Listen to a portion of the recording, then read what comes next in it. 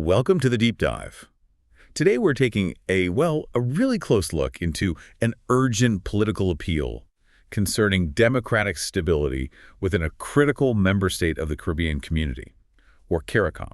Yeah, and this is not just, your standard political back and forth. No, not at all. We have a stack of sources here detailing constitutional blockages, some really serious allegations of political persecution, and it all comes together in a formal plea for regional intervention. And it's a crucial test of regional governance.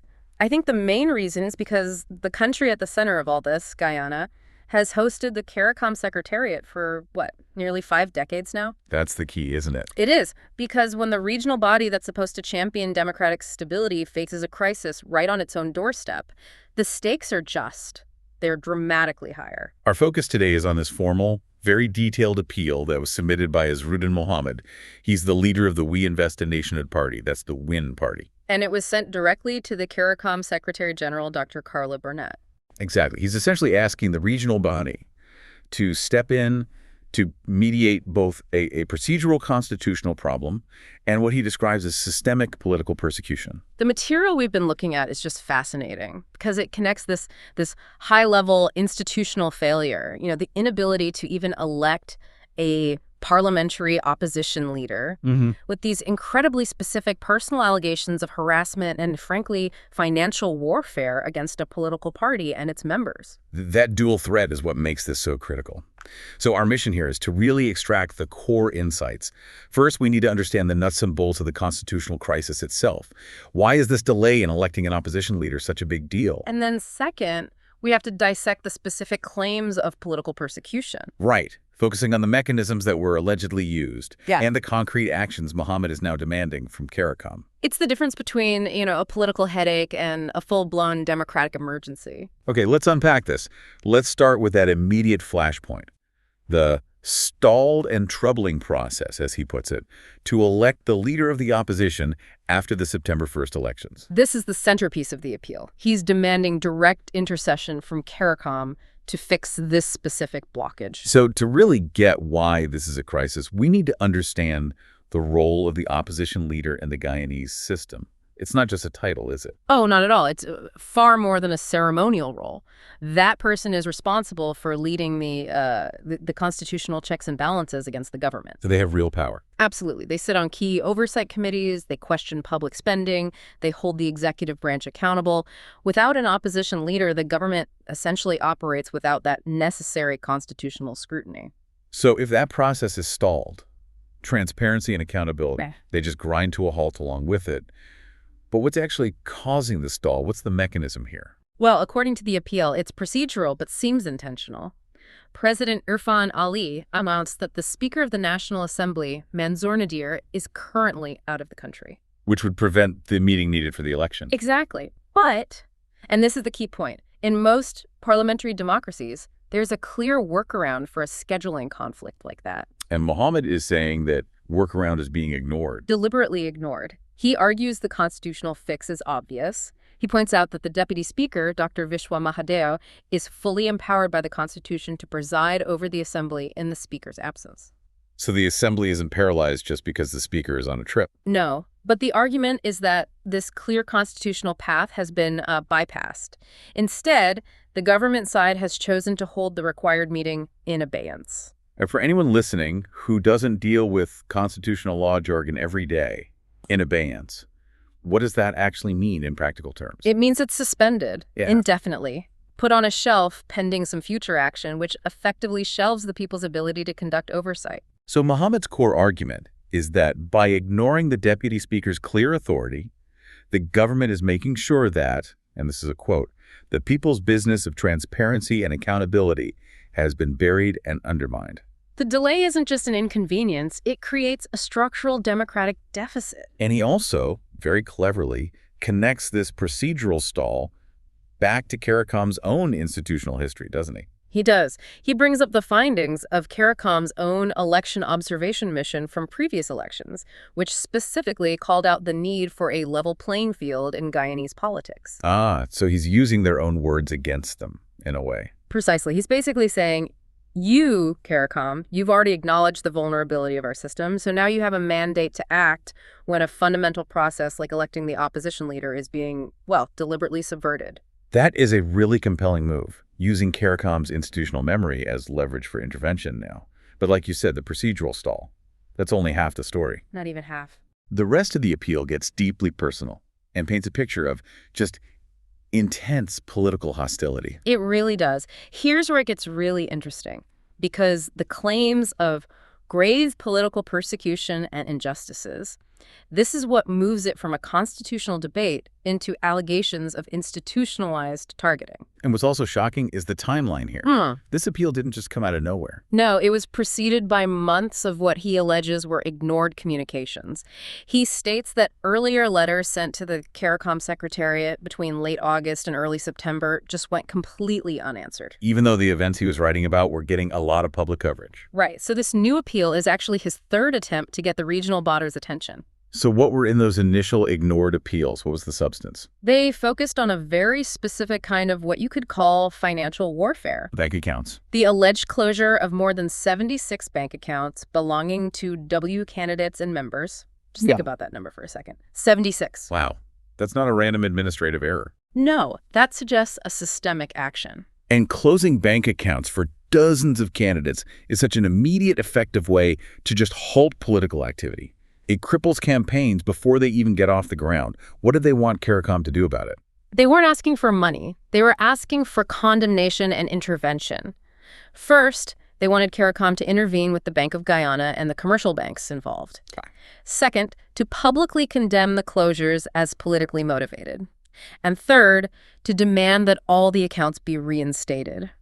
Mohamed stresses that these accounts, essential for basic human and political rights, are still closed today. But the current appeal, the one we're focused on, it broadens the scope far beyond just the financial side. It details this comprehensive strategy of alleged personal persecution. It's a long list. It is, targeting Mohamed, his family, party candidates, and even their core supporters. And when you look at the source material, the level of detail is, frankly, chilling. It paints a picture of intense, multifaceted pressure. I mean, for Mohamed himself, the allegations are incredibly severe. Like what? The revocation of his firearm licenses, multiple raids on his properties, which implies the use of specific law enforcement units, attempts to restrict his international travel, and maybe most alarming, an attempted arrest late at night. An attempted late-night arrest is a massive escalation. What about the tools allegedly being used for surveillance and to disrupt his political work? This is where it gets very modern. Mohamed cites harassment during regional travel, disruptions of legitimate community meetings, but also the use of high-tech methods like cyberbullying and stalking. And he gets even more specific than that. He does. He details drone surveillance and vehicle tracking, which suggest resources beyond typical street-level harassment were being deployed against him and his party. The sources also mention just basic logistical problems, like trying to meet with constituents. Yes, he cited the outright denial of access to public spaces for Bulbi meetings. It effectively blocks their ability to campaign and organize legally. It feels like a systemic attempt to just render a political party non-functional. And crucially, this pressure wasn't just on the leadership. The sources really emphasized the victimization of ordinary supporters. And that's how you create a chilling effect, right? You target the base. The appeal details severe employment repercussions for supporters, dismissals, forced transfers, canceled government contracts, and just general harassment. All for their political affiliation. Exactly. It makes supporting the opposition a high-risk economic choice for an ordinary citizen. That extensive list of allegations, from financial warfare to physical intimidation and job losses, that provides the critical context for why this appeal to CARICOM is so urgent. It's not just a procedural complaint. No, it's a plea for rescue. It is, and it brings us to the most actionable part of the letter. So, given this backdrop of a stalled constitution and documented persecution, what is Mohamed specifically asking Dr. Carla Barnett to do right now? This is the core of it. So what does this all mean for CARICOM's immediate responsibilities? Right. What are the demands? Mohamed laid out 3 specific actionable demands, and they're strategically tiered. You've got an immediate one, an institutional one, and a cultural one. The first 2 focus on the present crisis and the systemic weakness. Okay, so let's start with the immediate fix, the constitutional issue. Demand number 1 is very straightforward. that Speaker Mansour Nadir must immediately convene a meeting to elect the leader of the opposition.